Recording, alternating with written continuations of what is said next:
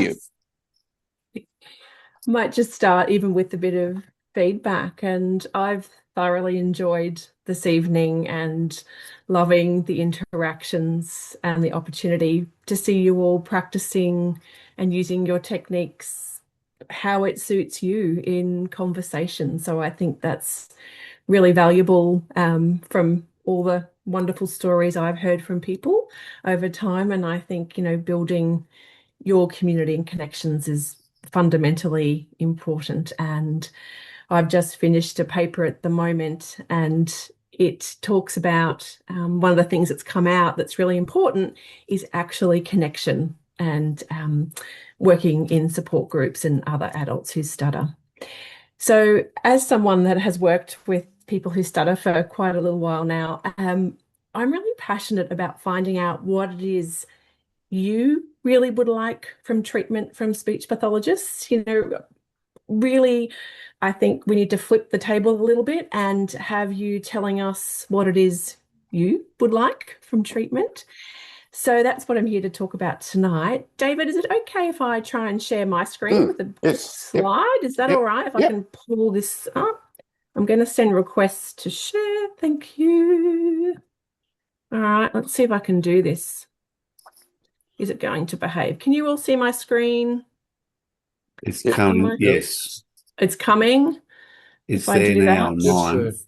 there now. Mhm. So really what this is about is I'm really trying to find out from this perspective of adults who stutter here in Australia. So apologies to Michael and to Derek at the moment, what matters most to you in treatment. And to do this, I'm going to be using what's called an E-Delphi approach. So it sounds a bit technical, but it's not really. It's an online survey, and there's lots of little comments about treatment. And then you rate on a scale 1 to 9, 1 being not important, 9 being really important. And there's a whole lot of statements. And then what we do, it evolves over a couple of rounds. So the first survey is released now. We're trying to get as many perspectives as we can. I'll collate the data, put a bit of a summary together, and then send out a second round of the survey. And the idea is we're going to sort of keep whittling down what's most important to give us sort of a nice idea of how it looks. The first round of the survey at the moment, we anticipate will take about 15 to 20 minutes. So I'm sorry, there's quite over 100 statements in there altogether.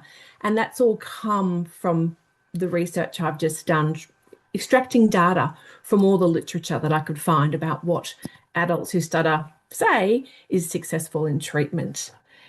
To be part of this study, need to be here in Australia, be 18 or over.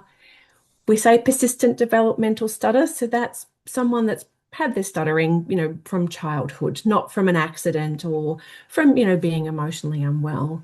And from someone that's had treatment somewhere since they've been 18, along the line. And it can include here in support groups, like this is still treatment that you're accessing for your stutter. The other thing would just be comfortable with reading and writing English, because there's quite a lot of statements in there. Everything will be stored really securely through the systems at UQ. Everything's going to be password protected, so really important with that. And then the surveys that I'm sending out, or the actual data we're collecting, there's no identifiable data on there with your name. You'll have your consent form that you do for me, and then you'll be given like a little ID, like it's like a number 98 with the word custom value.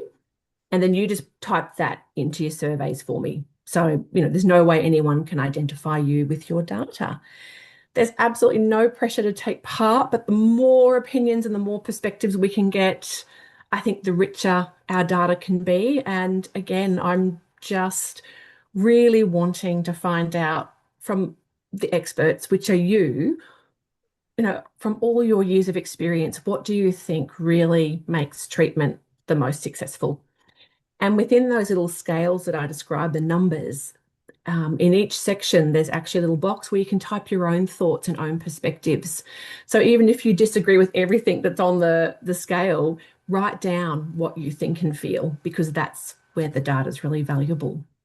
So that's sort of it in a bit of a nutshell. The only thing is with this study, because there'll be a few rounds of this survey, we anticipate it'll be over a couple of months. So this will run for about 4 months or so.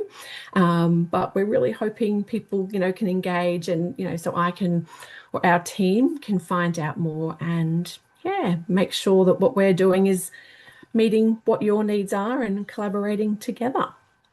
So does anyone have any questions around that they would like to ask me or have me clarify more? Yes, I do, Deb. So if you wanted to be part of this, how do you go about that?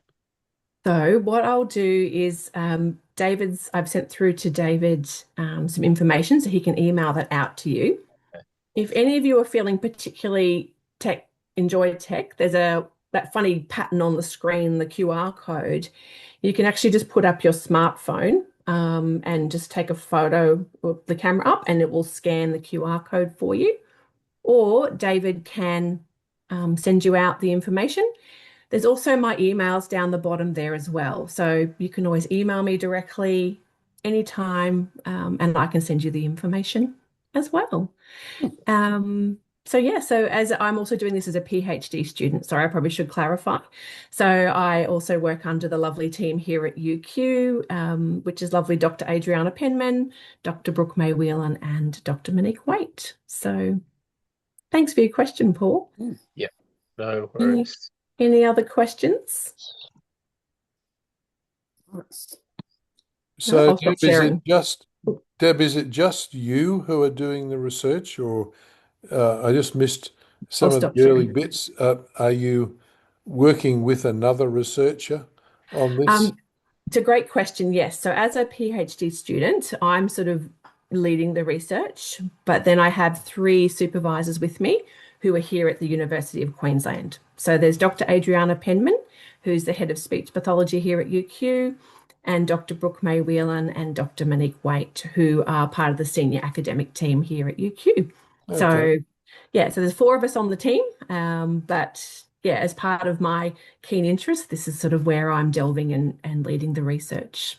okay. I hope that answered your question. Who's doing all this statistical manipulation to get that into a form that means something?